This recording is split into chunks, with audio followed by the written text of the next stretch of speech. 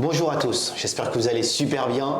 Je suis très heureux, très content d'accueillir aujourd'hui mon grand frère, une inspiration pour moi, un modèle pour toute l'Afrique et pour toute la jeunesse, en tout cas du monde entier. C'est Lamine Guirassy.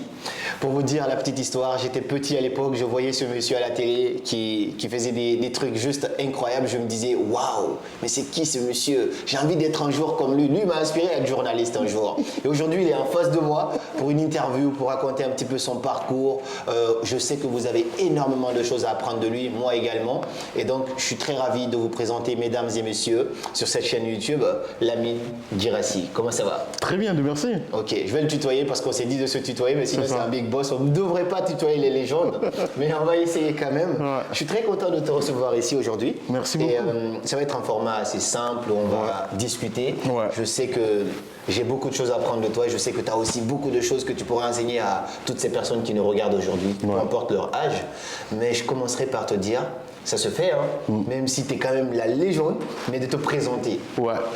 Alors, comment me présenter C'est difficile, hein. Ouais. Est-ce qu'on peut dire entrepreneur, journaliste? J'aime beaucoup plus le côté entrepreneur parce que ce qui fait aujourd'hui, des journalistes, ça existe partout. Mais qu'est-ce qui me démarque des jeunes journalistes? Parce que, à un moment donné, je me suis dit qu'il fallait entreprendre. Je vivais ici en France. Et puis, et cette promesse faite à ma grand-mère qui est décédée malheureusement en 1996. Donc, je me suis dit, mais voilà, là, tu as promis à une personne qui n'est plus sur cette terre et il fallait entreprendre. Donc, je suis entrepreneur. Je suis dans le métier du journalisme depuis l'âge de 19 ans. Waouh! Et puis voilà quoi, donc que dire de plus 19 ans. Pour ne pas dire ton âge, 19 ans, c'est vers quelle année? Ça c'est une colle en plus hein. Ben non mais loin, ça. moi j'ai 46 ans aujourd'hui. 19 ans, ok. Voilà, C'est pas si loin que ça alors. Voilà. 46 ans et tu as accompli tout ça. D'accord, vous allez découvrir ça avec moi tout à l'heure. Eh bien, étant donné que tu es le PDG de Adafo, aujourd'hui Adafo Média, c'est le plus grand média privé en Guinée-Conakry qui est écouté un petit peu partout en Afrique et même en France ici. Mais avant d'en arriver là, moi je suis curieux de savoir ton parcours, qu'est-ce qui t'a mené là? C'est-à-dire, j'ai envie de savoir le Lamine Guirassy de avant. Oui. C'est qui Lamine de avant? Je suis pas conformiste en fait. Voilà, j'ai envie de dire parce que je viens d'une famille où rien n'était prédestiné à aller dans ce métier du journalisme ou à faire les choses convenablement. Mes parents, mon père est commerçant, donc forcément en grandissant on se dit mais tu vas faire le commerce aussi. Et donc à un moment tu te dis mais non, moi c'est pas mon truc ça. Tu as envie de défendre les gens et tu te dis mais il faut t'armer à l'occasion. Quand je dis t'armer, c'est-à-dire c'est le savoir évidemment.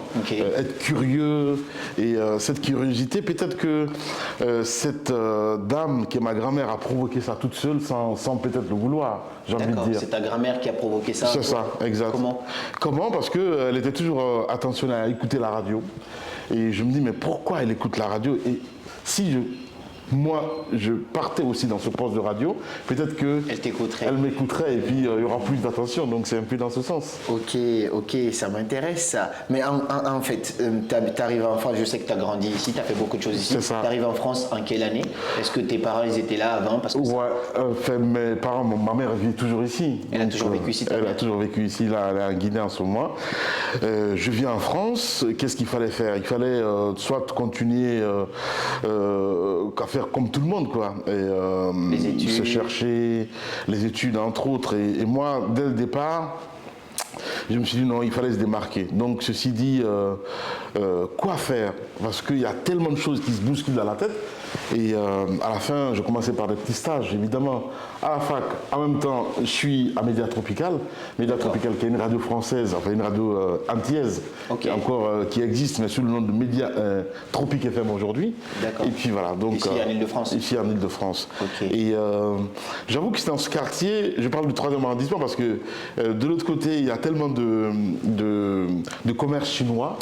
moi, ça tentait à dire, ouais, mais et si tu partais peut-être, parce que évidemment, la lignée de mon père, c'est le commerce. Ok. Et je me disais, mais si tu partais peut-être voir un peu dans quel contexte peut-être tu peux avoir un stage ou des petits boulots, ça sert à rien du tout. Mais après, je me suis jamais senti, en fait, dans ce rôle, à travailler peut-être pour les gens, j'ai envie de dire. Donc moi, il fallait faire les choses différemment, même si personne n'a cru au début, quoi, parce que j'en reviendrai tout à l'heure, ça voilà. c'est super intéressant, comment t'es passé de ce jeune homme, mais avant même de dire ça, on remarque qu'en fait tu as été celui qui a cassé un petit peu la ligne de code à la famille. C'est-à-dire la famille se dit, nous on est destiné à faire du commerce, exact. Et la seule personne qui se dit, moi ça me correspond pas, j'ai envie de mieux, j'aspire à plus. Ouais. Et c'est très rare aujourd'hui de voir des gens comme ça qui osent, en tout cas, se dire, ok, toute la famille veut que je fasse ça, mais moi c'est pas ce à quoi j'aspire et j'ai envie de faire ça. Donc ça c'est vraiment, je trouve ça très inspirant. Et donc tu as fait des études de journalisme. Évidemment. Après, ce qui est encore bizarre, et ça continue d'ailleurs aujourd'hui, c'est de dire on choisit pour nos enfants. On a toujours du mal à dire aujourd'hui que tu peux pas éternellement choisir pour tes enfants. Moi, je suis journaliste, j'ai envie de dire, demain, je ne veux même pas du tout qu'un de mes enfants puisse peut-être se dire, je veux faire ce métier-là, je veux faire comme papa. Évidemment que ça viendra, je ne sais rien du tout, parce que moi, si je fais le contraire, je me dis que mes enfants doivent être des rebelles quelque part, c'est-à-dire faire autre chose qui n'est pas forcément ce qu'ils ont fait. Parce que, à la fin, tu n'as même pas de vie de famille. Tu vois pas tes enfants. Moi, je suis en Guinée. 12 mois sur... enfin, je vais dire 10 mois sur 2. Ok. Je viens ici, c'est pendant l'été, je vois des enfants, parfois je les envoie en Guinée. Et puis voilà. Donc, c'est assez complexe. Mais le plus important, c'est de savoir ce qu'on veut et surtout être passionné. Parce que quand on est passionné, ça devient une religion. À la fin, on peut déplacer des montagnes. Ouais, c'est vrai. Mais dis-moi, c'est super intéressant tout ce que tu me racontes. Je suis curieux de savoir comment tu es passé de cet étudiant-là à déjà à travailler dans les radios ici, et à quel moment c'est venu ce déclic de te dire, qu'est-ce qui t'a motivé en fait de te dire, je vais rentrer au pays, je vais créer Espace, et ensuite Adafo. Ouais. Très bonne question, parce qu'à un moment, les petits boulots, en fait, dans ma tête, c'est comme s'il y avait une répétition, une monotonie. Payer un loyer, faire comme monsieur tout le monde. Ok, le quotidien, la routine. Quotidien, voilà, la routine. Et j'aime pas ça. Je me suis dit à un moment donné, t'apprends à ta grand-mère que tu vas créer une radio. Elle est plus de ce monde-là. Qu'est-ce qu'il faut faire? À l'époque, mon patron a fait une radio Nîmes, dans le sud, me disait, non mais tu peux pas nommer une radio par le prénom de ta grand-mère, c'est pas possible. Mais qu'est-ce qu'il fallait faire? Et ça me trottinait. Parce que tu as eu l'idée de créer la radio? La radio, évidemment, parce que j'avais promis ça à ma grand-mère. Alors je rentre en Guinée, et à l'époque, j'avais 24-25 ans. D'accord. On me dit, non, mais est-ce que, parce que peut-être j'étais jeune, qu'on se dit, oui, c'est pas destiné à cet âge. Genre, peut-être il fallait avoir la quarantaine pour créer une radio et tout ça. Donc, dans la tête des autorités à l'époque, c'était peut-être qu'il y a une personne derrière moi. Je pensais que c'était pas toi, c'était pas possible. Non, pas du tout. Donc, voilà. Et puis, ce déclic, après, tu te dis, ouais, il faut bien commencer quelque part. Et moi, en faisant les études de marché, je me disais, mais en fait, il y avait 5 radios en Guinée. Mais toutes les radios faisaient un peu comme la radio nationale, la RTG. Et si toi tu débarques, déjà que mes armes ici, c'était un petit peu les radios musicales, Fun Radio, Chéri FM, tu avais déjà travaillé là-dedans un peu. Voilà. Okay. Et tu te dis, et si tu lances une radio qui va s'intéresser à ces jeunes, qui sort complètement du contexte à faire une radio nationale comme la RTG, et tout de suite je viens, on lance la radio avec beaucoup de critiques évidemment, parce qu'on ne comprend pas du tout le sens des radios musicales à l'époque en Guinée. À la base c'était la musique du coup? C'est ça, à la base c'était ça. Okay. Mais avec le temps, au bout de 6 mois, on a vu vraiment qu'il y avait tellement de demandes, il fallait mettre les infos à l'antenne, donc on a une édition d'information à 18h, et de là, on demandait plus tout le temps, il fallait faire des débats à l'antenne, et puis d'où l'idée de créer une deuxième radio, Suite FM, pour garder ce public jeune, parce qu'à l'époque, quand on a lancé la radio, on a dit la voix officielle de la jeunesse guinéenne. C'était le slogan. C'était le slogan. Et comment faire pour garder ce slogan-là? Il fallait peut-être avoir une déclinaison, créer une deuxième radio qui va toujours continuer dans l'élan qu'Espace a pris. Okay. Et puis, pourquoi pas mettre Espace en radio généraliste. C'est ce qu'on a fait. Ok, j'ai une petite question par rapport à ça. C'est super inspirant ce parcours parce que j'apprends en même temps, je ne connaissais pas tout ça. Le truc, c'est quoi? Quand tu pars en Guinée pour créer Espace, est-ce que tu t'attendais dans ta tête, est-ce que tu avais une visualisation de ce que tu as aujourd'hui? Parce que tu ne te rends pas compte, mais si on doit valoriser Espace de lorsque tu l'as créé, je ne sais pas, ça valait peut-être 10 000 € ou même moins. Aujourd'hui, c'est des millions d'euros, beaucoup plus même. Et du coup, est-ce que tu avais cette vision-là? Est-ce que tu t'attendais à ce que ça devienne quelque chose que c'est aujourd'hui? Pas forcément, sincèrement quoi. Je te le dis dans les yeux, mais pas forcément parce que moi, en fait, c'est la passion qui me guidait. Le reste, je te donne peut-être quelques anecdotes. À l'époque, il y avait des sociétés de téléphonie, sans les citer. Ouais. Il y en a une, quand je suis allé voir cette société-là, on me dit non mais toi, ta radio s'intéresse qu'aux jeunes. Et les jeunes n'ont pas le pouvoir d'achat à l'époque. Ouais. Je dis bon, vous allez voir, je vous donne moins de 6 mois, c'est vous-même qui allez venir me voir pour me commander des pubs. Et puis c'est comme ça s'est passé parce que à la fin, c'est les jeunes qui incitent les parents à consommer. Okay. Et donc tout le monde était branché sur Espace à la fin du compte. Bien donc cette société vient, me dit ouais, avec des bonnes commandes, vous avez raison, tout le monde écoute qu'Espace. Okay. Et puis on est à ce niveau-là aujourd'hui. Donc après, si c'était vraiment pour faire des profits, j'allais pas avoir cette vision à se dire, il faut mettre aussi la radio à l'intérieur du pays. Moi, j'ai compris très tôt que la Guinée, ce n'est pas seulement Conakry, qu'il fallait évidemment partir à l'intérieur du pays parce que c'est là-bas aussi la Guinée. Et si dans la logique, le métier du journalisme, c'est vraiment servir l'intérêt général. C'est ce que j'ai opté à la fin du compte. Donc je suis allé dans des contrées où on se dit mais qu'est-ce que tu viens faire ici? Il n'y aura jamais des gens qui vont communiquer dessus. Mais dans ma tête, c'est pas l'argent vraiment la motivation. Et toujours la passion en avant. Voilà, la passion et en même temps servir ceux qui nous écoutent. Prend tout le sens là, suivez vos rêves et ils connaissent le chemin. Et c'est beau, j'aime bien ce parcours-là. Et du coup, quand ce truc commence à grandir, tu pars tout seul en Guinée pour créer Espace, tu crées un petit bébé, on va dire une petite pirogue, qui commence à devenir un bateau. Comment tu as les épaules pour commencer à supporter tout ça? Parce que ça commence à grandir, tu te rends compte que tu as sous la main plus d'une 50aine de personnes au fur et à mesure que tu dois gérer. Et toi, petit garçon qui est venu en Guinée à l'âge de 24 ans, qui n'avait pas ces épaules-là, qui avait l'habitude d'avoir un boss à la radio, et maintenant c'est toi qui as des gens, c'est toi le boss. Comment tu prends cette transition-là? Comment ça se passe? Est-ce que ça a été brut pour toi? Est-ce que ça a été difficile? Est-ce que c'est venu naturellement? C'est venu naturellement. Je pense qu'on est leader. C'est comme ça je le dis. Et pour ce faire, tu viens dans un milieu où forcément, on ne connaît, c'est pas dire qu'on ne connaît pas la radio, mais ma vision de la radio, on n'a pas ça. Genre que la radio pouvait fonctionner 24 heures sur 24 avec les softs à l'époque. Tout ce que je fais, les techniciens que j'ai recrutés à l'époque, ils ne connaissaient pas du tout comment ça fonctionnait, le montage et tout ce qu'il y a autour. Donc, étant fondateur, en même temps, tu formes ces techniciens-là pour les mettre un petit peu dans ta vision de ce que tu veux exactement. Au début, personne ne comprenait. On dit, mais il pense peut-être refaire le monde à sa manière. Mais à la fin, la mayonnaise a pris. Et puis, avec le temps, tu donnes des directives, tu essaies de les mettre en avant.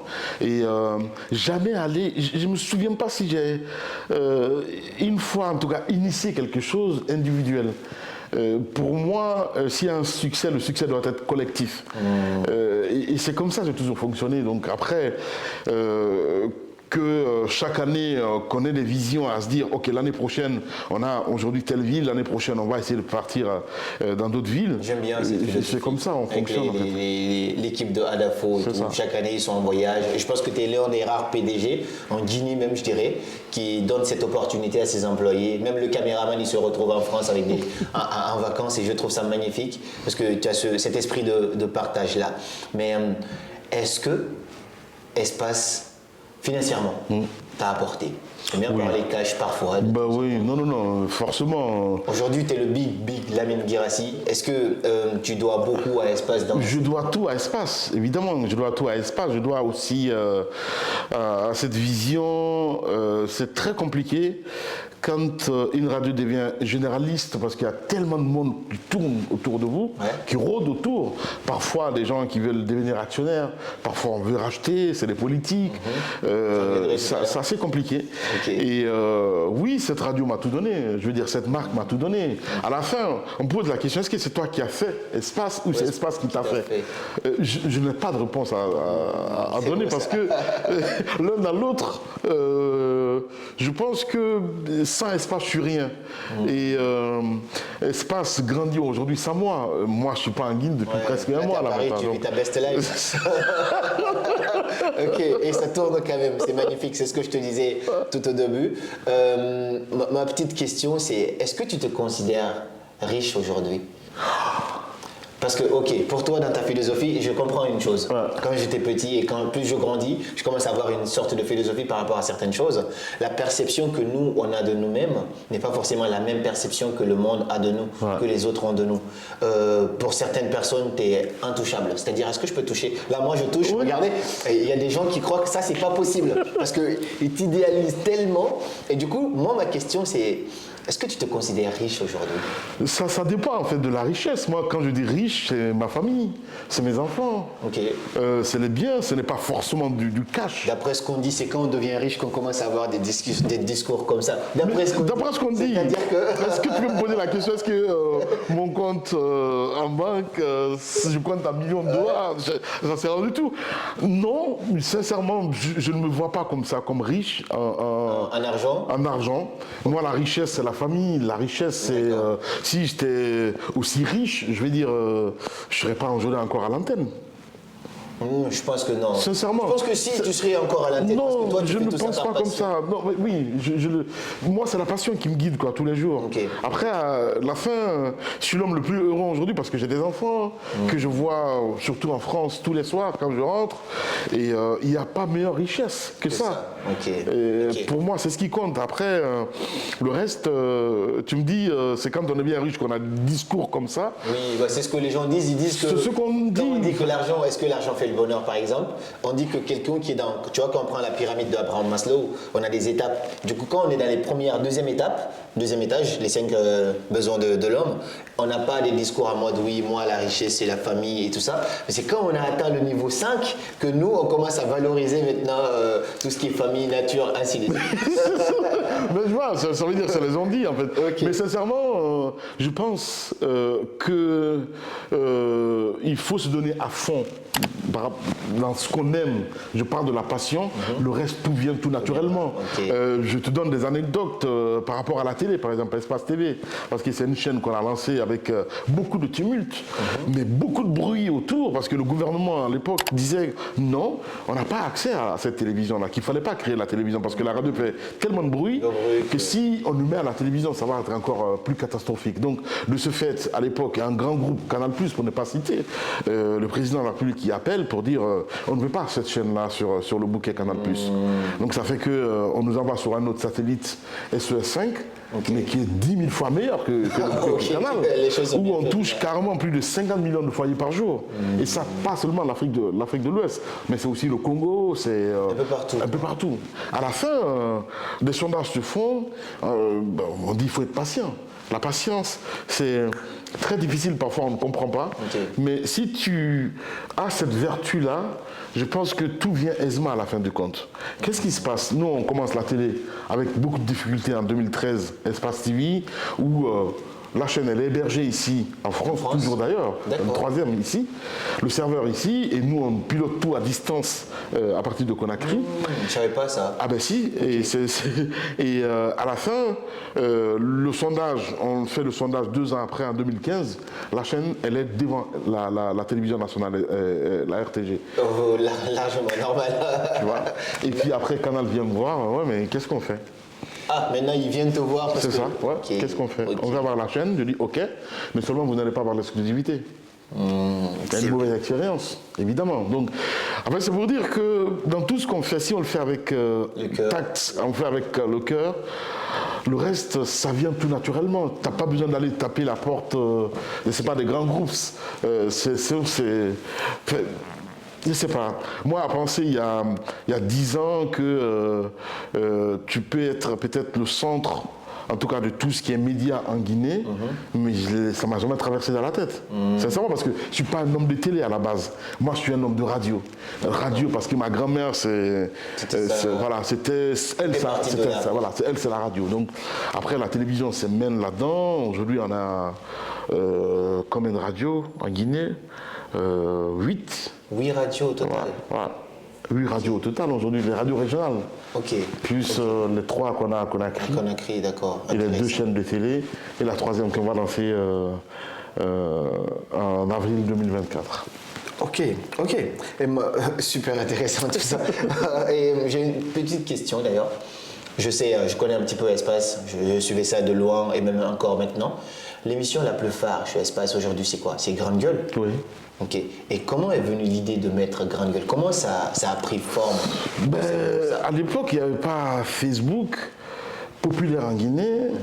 Je veux dire, les réseaux sociaux, c'était pas vraiment le dada des Guinéens, si je peux me dire ainsi. Donc nous, le matin, on venait dans la matinale, on essaie de revenir un petit peu sur l'actualité phare. Ce qui s'est passé hier, on essaie de décrypter, le Grande Gueule à l'époque, on appelait ça décryptage de l'info. Une actualité, on essaye de voir avec 2-3 personnes de la rédaction.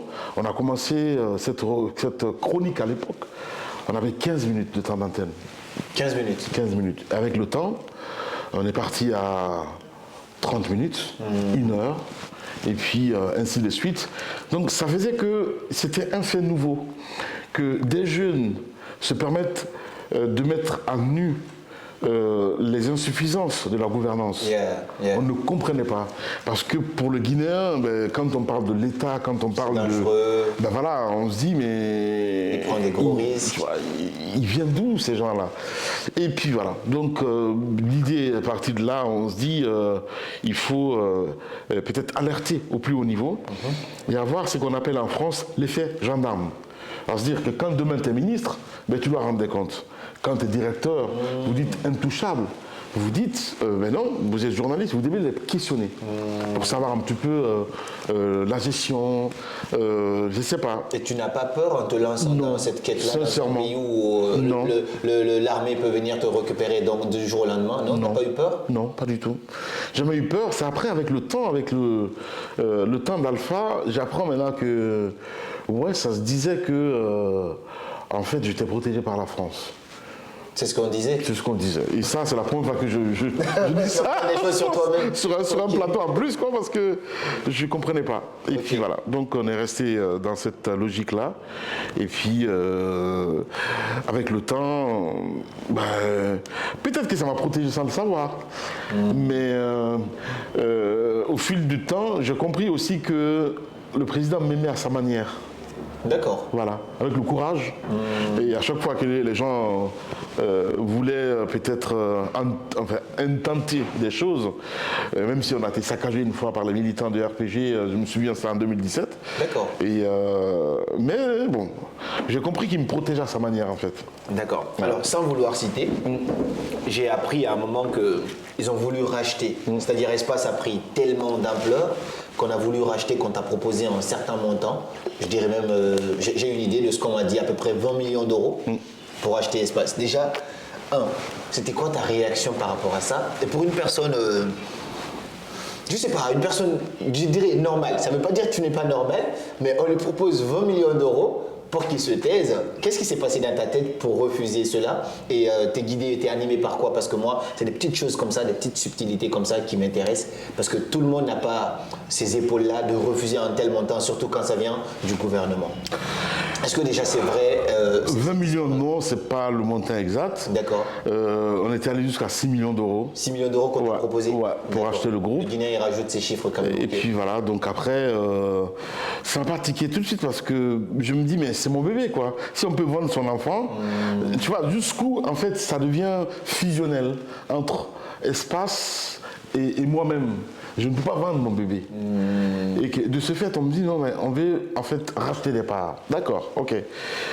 Moi, tout ce qui est chiffres et tout ça, c'est pas trop mon dada. Et à la fin, on me dit non, mais on veut à la clé racheter une société de téléphonie en Guinée sans citer la société de téléphonie, plus la société de téléphonie nationale.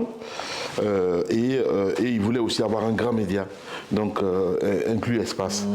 C'était ça leur but. C'était ça le but. Donc après, on me propose des choses. J'ai dit, mais j'ai pris un avocat à l'époque qui m'a dit la loi guinéenne ne permettait pas en fait de permettre à un étranger de prendre la majorité. Parce que, évidemment, le but principal, c'était de prendre la majorité 51%, que j'ai 49%.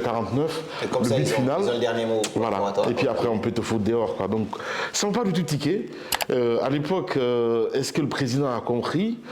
Je n'en sais rien du tout, mais il ne l'a pas lâché parce qu'il m'a proposé d'autres hommes d'affaires en Guinée. Il dit, ouais, telle personne. J'ai dit, non, bah, écoute, sincèrement, je sais pas, ça me dit rien du tout avec cette personne-là. À la fin, il a vu vraiment que c'était pas trop ça. La personne qu'il avait désignée ici en France m'avait déconseillé complètement, me dire non, il faut jamais aller avec le gouvernement dans la propagande parce que tout simplement le média va perdre sa valeur et tout ce qu'il y a autour. Donc, bien sûr. Je pense que tu aurais accepté ça, ça aurait pas été la même chose. Non, peut-être que j'aurais embauché de l'argent, je serais aujourd'hui revenu en France, vivre à côté de ma famille, peut-être faire autre chose. Ouais, mais je pense pas que tu serais épanoui au fond de toi. Non, pas du tout. Tu aurais revendu, comme tu dis, ton petit bébé, quoi. Ok. Et est-ce que... Pourquoi tu fais pas la politique? Parce qu'à ton stade aujourd'hui, j'ai entendu des Guinéens dire que tu pourrais même être président de la République. Je ne te cherche pas des problèmes. Hein. Mais est-ce que c'est une idée qui t'est traversée par la tête? Est-ce que tu as eu des propositions, au moins d'intégrer un gouvernement? Oui. Et pourquoi pas, dis-moi? Oui. Plusieurs fois, mais c'est pas mon monde. En fait, je me dis qu'il y a tellement de Guinéens qui sont plus que moi à travers le monde. D'accord. Je me suis démarqué à travers ce que je fais, la radio. Je dénonce tous les jours à l'antenne. C'est pour me faire taire, m'enlever dans ce monde des médias pour m'envoyer dans un gouvernement. Qui risque de disparaître au bout de 2 ans? Ce sont des questions dont je me pose à chaque fois que j'ai des propositions, dont je n'ai pas forcément de réponse. À la fin, une fois, 2 fois, 3 fois, tu te dis, mais ok, est-ce que tu vas éternellement continuer à décliner? Pas à décliner, mais à dénoncer. À dénoncer, d'accord. Voilà. Et si tu revenais peut-être décideur, si je peux me dire ainsi, et en devenant décideur, on peut démarrer par la mairie, si je peux me dire ainsi. D'accord. Mais pas forcément avoir une fonction ministérielle ou carrément c'est la politique du gouvernement. Je te l'ai dit tout à l'heure en début de notre entretien que je ne suis pas conformiste. D'accord, tu as du mal à ce qu'on te soumet. J'ai du mal en fait à suivre la ligne droite. J'aime bien aller en contresens. Donc je me pose des questions dont je n'ai jamais de réponse. Et depuis un moment, tu te poses des questions à dire ouais mais en fait à la fin si le pays, à chaque fois qu'il y a de l'espoir, après ça, les gens perdent espoir. Est-ce que c'est pas de ta faute aussi? Je me pose la question, étant guinéen. Et ces questions-là, à un moment donné, évidemment qu'il va falloir sortir un petit peu de ce cocon à dire pourquoi pas ne pas aller dans ce monde où il faut aller chercher des voix. Qui dit chercher des voix, ça veut dire que c'est peut-être politique. Ça ne sert du tout. Mais rien n'interdit. En fait. Tu n'es pas fermé. Je ne suis pas du tout fermé, alors là, pas du tout. Ok, mais pour l'instant, c'est pas dans le plan. Non, pour l'instant, pour le moment, je me dis, mais je m'y plais dans ce que je fais. À chaque fois, la proposition la plus alléchante qu'on m'a fait il y a peut-être 3 ans ou 4 ans, c'était d'être ministre d'État. Ministre d'État, ouais. Je me dis non, mais ça ne m'intéressait pas. Est-ce que tu peux faire des propositions à une personne que tu connais, que tu peux mettre dans le gouvernement, que je suggère? Je dis oui, pourquoi pas. Et même avec le gouvernement actuel, on m'a consulté pour pouvoir peut-être dire mon mot sur certains choix et tout ce qu'il y a autour. Parce que tu es quand même une grosse tête du pays, hein, très honnêtement. Je comprends pourquoi tout le monde veut te mettre un petit peu dans la poche, mais le simple fait de dire que tu n'es pas fermé à l'idée de devenir un jour président, pourquoi pas? On est curieux de voir qu'est-ce que l'avenir nous réserve par rapport à ça. Toi, t'es un sorcier. C'est la première fois que je prononce clairement en fait, ce sujet-là. Parce que, non, mais parce qu'à chaque fois, les gens me posent la question, mais la politique, je dis, mais tous les jours, je fais de la politique. Toi, tu fais de la politique, carrément. Non, pas du tout. Mais si, je suis désolé. Tous ces millions de fans qui te regardent, là, c'est parce qu'il y a t'as développé. Mais bien sûr, en fait, tu as développé parce que tu inspires, j'ai envie de dire. Et j'ai fait des études de marketing aussi. C'est ce que je dis justement. Donc si j'arrive à vous manipuler pour me suivre, c'est le c'est pas de la manipulation, ça pas ça. Non, c'est pour rigoler. Voilà. Très intéressant de partir sur cette thématique. En tout cas, je le garde dans la tête. Un jour, je sortirai ce petit extrait. On ne sait jamais. On verra qu'est-ce que l'avenir nous réserve. Et, il n'est pas normal dans sa tête. On va pas tarder là. Je sais pas, on est au bout de combien de temps? Je pense que ça fait à peu près bientôt une demi-heure, c'est ça? 40, ok. Je vais essayer de te poser 2 petites questions. Mais avant, tu as droit à me poser une question, comme on a dit. Donc tu me poses ta petite question et après je te pose les 2 petites questions et après on pourra conclure. D'accord. Alors, tu as champ libre. Bah oui, tu as expliqué plusieurs fois pourquoi tu as pris ce chemin. Je te suis sur les réseaux sociaux et je pense que ça marque tellement la réponse que tu as choisie, le pourquoi aujourd'hui faire du coaching, aider d'autres à peut-être s'en sortir, à ne jamais se dire non, j'ai pas droit à ce bonheur, j'ai envie de dire. À la fin, toi, depuis que tu as démarré, qu'est-ce que ça te procure aujourd'hui, personnellement? Très belle question. On ne me l'a pas posée encore celle-là. Elle est assez profonde. Mais je pense que ce que tout ça, ça me procure aujourd'hui, c'est ça me grandit. Parce que j'ai commencé ça très très tôt. À l'âge de 19 ans, j'ai commencé le développement personnel, le coaching. Et aujourd'hui, j'en ai bientôt 26. Et ça me grandit. C'est-à-dire, je prends une claque en termes de maturité. À force de discuter avec des légendes comme toi, à force de lire, de découvrir, de tenir des conférences, ça me grandit, ça me fait gagner en maturité et j'apprends sur moi-même aussi au quotidien. Ouais, j'apprends sur moi-même. T'as peur de décevoir? Non, parce que j'essaie d'être moi-même. Okay. Je sais qu'il y a beaucoup d'attentes, des millions de personnes qui me suivent aujourd'hui sur différentes plateformes, mais il y a un monsieur qui m'a un jour dit une phrase que je retiens toujours. Il m'a dit: si ce que tu as, tu peux le vendre à Dieu, alors tu n'auras pas peur de le vendre aux gens. Donc si ce que je fais, je peux me présenter devant Dieu, je l'expose en fait ma philosophie, alors j'ai aucun mal à le présenter aux gens. Donc, tant que je suis aligné avec cette philosophie-là, pour moi je pense que ça va toujours me propulser loin. Ouais, c'est un peu... Tu vois, j'entends ça aussi en fait, ce discours, mais le marketing, si je peux me dire ainsi, on a peur de dire ok, on va sur un élan, on va perdre nos abonnés et tout ce qu'il y a autour. Oui, c'est des risques qu'on a dans le métier, étant donné que tu connais aussi, tu es dans le média. Oui, très honnêtement, oui, parfois tu abordes des sujets avec la boule au ventre. Tu te dis ok, là c'est un sujet un petit peu sensible, même si je suis pas dans la politique. Je sais. Mais parce que moi, tu te prononces un peu sur le Sénégal. Un petit peu, par exemple, quand je vois que ça touche un petit peu et que je trouve qu'il y a une sorte d'injustice, et comme j'ai une voix quand même que je peux porter, je prends parole, je prends part, mais j'ai quand même la boule au ventre. Et ça arrive parfois, je commence à traiter des sujets, des très proches à moi me disent laisse tomber. Ouais, et parfois je m'entête quand même, je dis non, il faut que j'y aille. Justement. Ouais, là récemment par exemple. Là, c'est ton intérieur qui te parle ou bien c'est plus. C'est mon intérieur, j'ai vraiment besoin d'être aligné avec moi-même. J'ai du mal à voir certaines choses et fermer ma bouche, juste prendre mon argent et partir. Justement, Du coup, je me dis, il faut que je m'affirme là-dessus. Ouais, c'est ce qui s'est passé pour le cas du Sénégal. Je sais que je suis beaucoup suivi là-bas. Beaucoup pensent que je suis sénégalais. Et du coup, je voyais ça, je me dis, c'est trop injuste ce truc-là. Et je pouvais pas dormir, me reposer sur mes 2 oreilles et le lendemain sortir une vidéo sur 3 conseils pour devenir plus charismatique alors qu'il y a un truc qui va pas. Donc, je me dis, je fais une petite pause, je parle de ce que je pense et je ne suis pas quelqu'un qui va prendre position, mais j'analyse et les gens tirent leurs propres conclusions et comme ça, je suis au moins aligné avec moi-même. Donc, je fais du coaching. Au moins, tu aurais dit ce que tu penses. Exactement. Parce que là, récemment, j'ai été en Afrique. Pour la première fois, j'ai touché au franc CFA et j'ai pris une claque parce qu'on m'a dit que le franc CFA de l'Afrique de l'Ouest c'est pas le même franc CFA de l'Afrique centrale, Cameroun et tout. Ouais, et que celui qui est là-bas, c'est le même pouvoir d'achat, mais tu peux pas l'utiliser dans un pays à un autre. Tu es obligé de faire la monnaie. Et j'ai trouvé ça tellement injuste. Je suis rentré, j'ai contacté un prof à moi qui était économiste, un prof d'université. J'ai dit, est-ce que tu as des infos par rapport à ça? J'aimerais faire une vidéo. Il m'a dit, laisse tomber, c'est politique. Je dis, j'ai pas très envie de laisser tomber ça, parce que je trouve que c'est tellement injuste. Je vais pas passer mon combat à faire ça, mais si je peux le dénoncer et que les milliers de personnes qui me suivent ouvrent l'esprit par rapport à ça, un œil sur ça, ça me fait plaisir. Donc c'est vraiment ce qui m'anime pour répondre un petit peu à ta question. Est-ce que tu es un homme libre? Aujourd'hui? Ouais.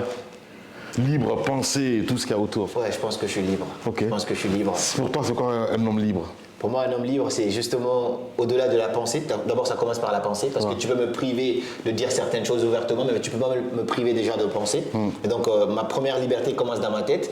Deuxièmement, si je peux m'exprimer sur certains sujets, même si on commence à être dans une société où la liberté d'expression commence à être de moins en moins affirmée, mais je me sens libre quand même dans le peu de travail, dans le petit cercle que je suis, je me sens libre de faire ça. Et au-delà, la plus belle des libertés pour moi aujourd'hui, c'est, et ça j'ai de la gratitude, c'est la liberté du temps et de voyager, tu vois. Ouais. De pouvoir partir un peu comme ce que tu fais. Tu es en Guinée quand tu veux, tu es en France quand tu veux.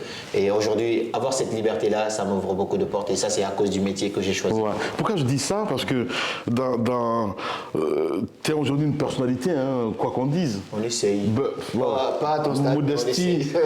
Non, parce que je vois un petit peu les puissances mondiales aujourd'hui qui s'accaparent un petit peu de ces personnalités à dire on veut que vous jouez pour nous.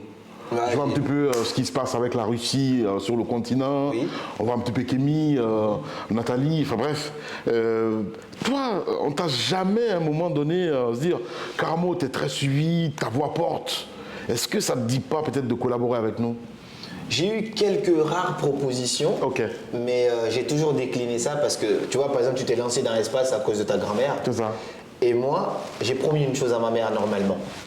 Je l'ai dit, parce que ma mère, elle est très peureuse par rapport à certains sujets. Je l'ai dit, t'inquiète pas, je me lancerai jamais dans la politique.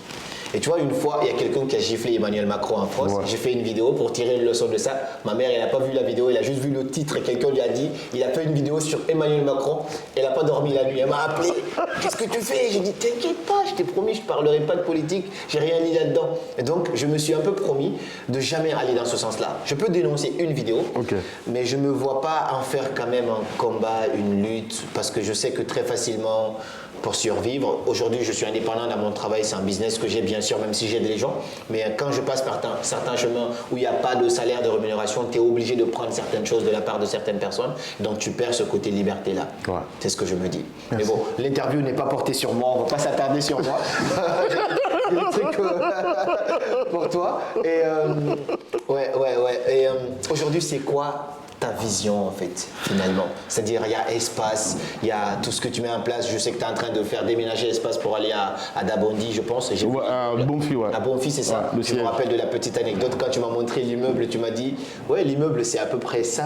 J'ai dit, ok, bah, si Lamine Guérassi, il a pu faire ça, je ne sais pas si tu te rappelles. Ouais, je me souviens, ouais. Karamo aussi, il peut le faire. Exact. C'était une inspiration quand même. Mais c'est quoi ta vision aujourd'hui derrière, au-delà de tout ce que tu as mis en place? Quel est next step pour Lamine Guérassi? C'est être utile pour la communauté. C'est le but même, le sens même, je veux dire, l'ADN même de mon métier, le journalisme. Donc, est-ce que ça passera forcément par ce sujet qu'on a évoqué tout à l'heure, par la politique et tout ce qu'il y a autour? Je me dis toujours, je m'en voudrais si demain, je laisse faire des choses qui étaient toujours dénoncées. Et puis après, je sais que c'est très compliqué parfois, quand tu n'es pas au haut niveau, au sommet, j'ai envie de dire, tu prends tout avec simplicité. Le pouvoir est tellement dur à gérer, pardon. Quand il arrive qu'il fallait peut-être donner le ton pour dire j'appuie sur ce bouton-là parce qu'il faut massacrer de l'autre côté, c'est toujours compliqué. Mais pourquoi tu le fais à la fin du compte? C'est toutes ces difficultés que j'ai aujourd'hui en fait à me retrouver de l'autre côté pour dire ouais, tu peux le faire. Mais en même temps, qu'est-ce que je fais? Parce que moi, je fais le tour de la Guinée avec Ici, c'était ça le bonheur. Une émission que j'aime. J'aime bien, j'aime beaucoup. Et je viens rencontrer ces Guinéens-là qui n'ont rien du tout, mais qui vivent. Et c'est pour ça le nom de l'émission, Et si c'était ça le bonheur. Ouais. Genre, tu viens, ils n'ont pas peut-être de quoi manger le soir, mais tu viens, ils ont le sourire comme ça. Et tu leur poses des questions, ils répondent. Et tu leur demandes, mais pour vous, c'est quoi le bonheur? Et ça, j'apprécie beaucoup, sincèrement. Je vois cette émission et au-delà de ça, je vois ton contact avec les artistes guinéens, les opportunités que tu donnes à ces artistes-là, tu leur ouvres des portes, parce que tu as un grand média déjà, ça commence là, parfois tu les finances. Et moi, je suis très reconnaissant par ça. C'est ce monsieur qui m'a fait confiance. Il m'a invité en Guinée pour faire ma conférence. Il a dit, t'inquiète pas, il prend mon hôtel, il prend la salle, il gère tout.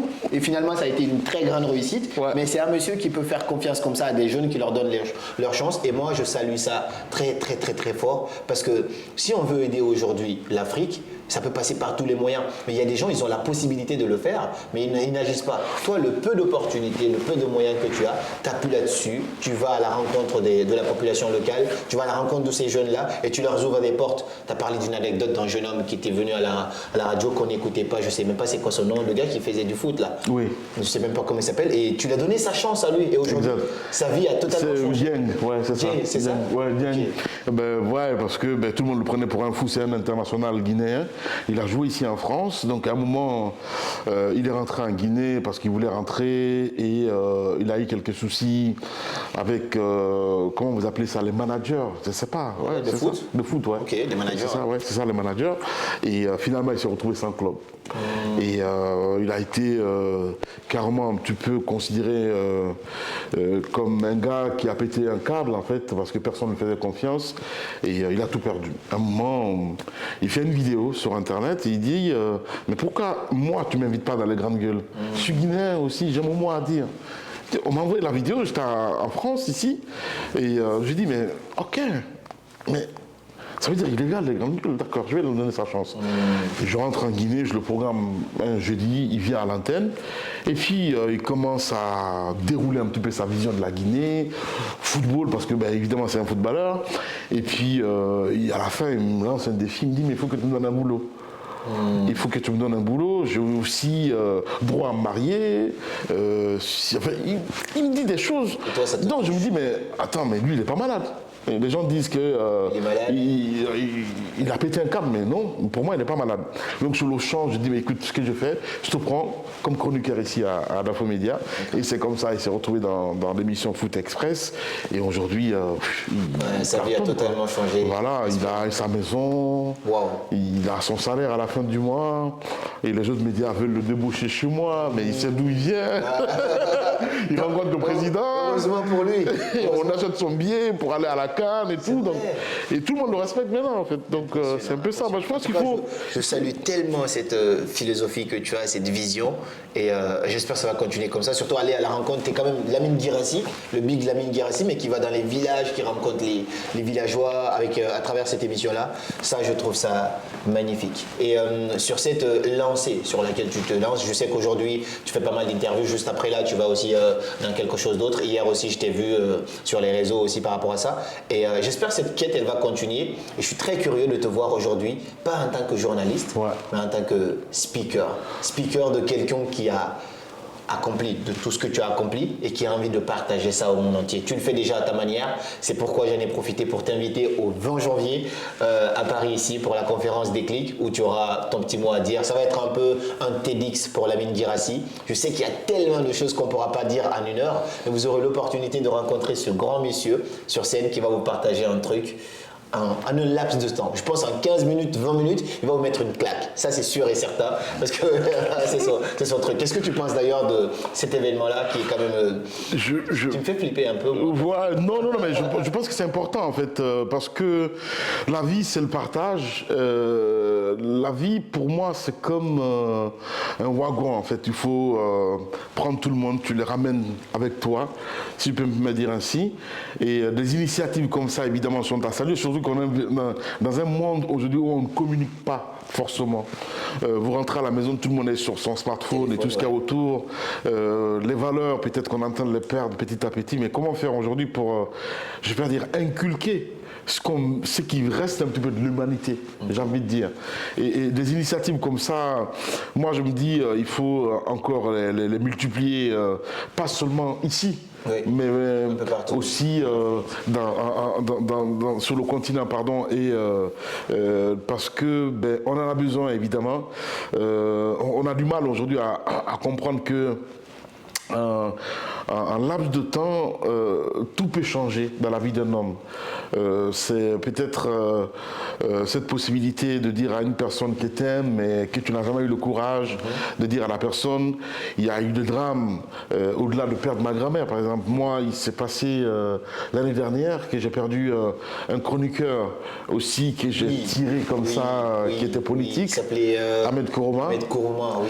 Mais c'est juste incroyable, quoi. Mais il ne se passe pas une semaine que je ne pense pas à ce monsieur-là.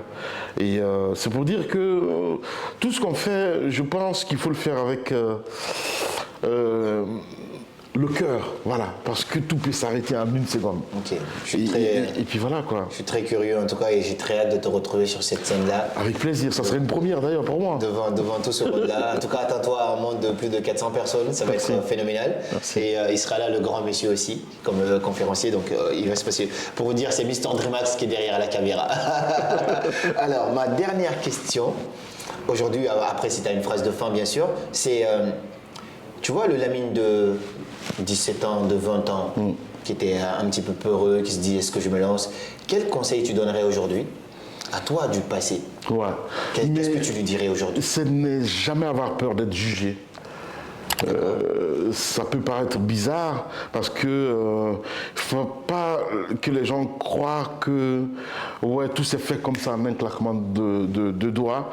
Quand on parle de timidité, moi je suis très timide. D'accord. Et les gens ne se rendent pas compte parce que tous les jours tu es à l'antenne, tu parles à des millions de personnes tous les matins et ils se disent mais quand tu me dis ça, on ne te croit pas. C'est la vérité, mais parce que je suis très solitaire. Quand je dis solitaire, j'ai pas 50 potes que je vois juste après l'antenne. Ça, je me suis infligé ça. Parce que peut-être que c'est le milieu qui a fait cela, parce que j'étais très accroché à ma grand-mère. Donc ça fait que, est-ce qu'elle était ma meilleure amie? Oui, parce que ce vide que mes parents ont laissé, parce qu'évidemment, ma mère n'était pas en Guinée, mon père n'était pas en Guinée. Grandi auprès d'elle. Voilà, Okay. Donc elle représentait un peu mon père, ma mère, en fait tout ce qu'on veut. Et donc ça fait que, avec le temps, je me suis démarqué à se dire, quand je n'ai pas avoir peur, parce que je pouvais dire, ok, je ferai comme mon père. Mais je suis allé dans un autre monde. Une autre direction. Voilà, à contresens. Donc ce n'est jamais avoir peur d'être jugé par les gens, le regard des autres, parce que tu t'infliges des choses.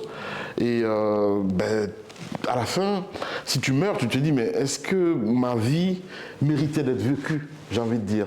Et moi, même si ça s'arrêtait aujourd'hui, je me dis, mais s'il y a une personne en fait, qui devait être fière de moi, c'est évidemment ma grand-mère, parce que je la vois tous les jours. Il n'y a pas qu'elle, il y a des millions de personnes. Ben oui, surtout elle, parce que je l'ai promis. On n'a pas envie de te perdre maintenant. Reste encore longtemps, tu as encore 50 ans devant toi, j'espère en tout cas. En bonne santé en plus, parce que waouh, non, on n'est pas prêt à perdre une bibliothèque pour l'instant. Ça, c'est sûr. Merci beaucoup. C'est très honnête quand je dis ça. Et est-ce que tu as une phrase de fin, quelque chose que tu voudrais rajouter ou quelque chose que tu voudrais dire pour terminer cette petite interview? La vie est faite de sens. Et à un moment, il faudrait prendre ta direction. Quand je dis de sens avec direction, c'est pas un jeu de mots, mais parce que on nous accompagne jusqu'à un certain niveau. À la fin, c'est à toi de faire le saut. Et à tort ou à raison, à prendre avec les risques, parce que le risque zéro n'a jamais existé dans tout ce qu'on fait sur cette terre-là. Si vous, demain vous dites, je vais rentrer, si vous êtes par exemple en Europe, vous dites je vais rentrer au pays, au Mali, au Burkina, j'en sais rien du tout où vous êtes, où vous nous regardez et que vous dites, mais il nous faut en fait peut-être un budget conséquent pour rentrer. Mais vous n'aurez jamais ce budget-là, en fait, parce que vous ne voulez pas risquer, vous ne voulez pas sortir un petit peu de cette zone de confort. Vous êtes appelé, en fait, à vous répéter tous les jours. Vous dites peut-être dans 2 ans, à la fin... attendre le bon moment à chaque fois. Ce bon moment n'existe pas. Le bon moment n'existe pas. Je m'arrêterai sur cette phrase de fin parce qu'elle est magnifique. En tout cas, je te remercie pour ton temps. Je sais que tu es très très pris. Merci enfin. Ça fait plus d'1 an, on se dit on va faire cette interview et c'est arrivé enfin aujourd'hui. Merci pour ton temps. Merci beaucoup. Merci pour tout ce que tu fais pour la jeunesse guinéenne, africaine et aussi du monde entier. Et moi, je te donne rendez-vous le 20 janvier. À partir de 10h, très hâte de te retrouver sur cette scène. Merci beaucoup et je serai là évidemment avec plaisir le 20 janvier. Merci beaucoup. Merci.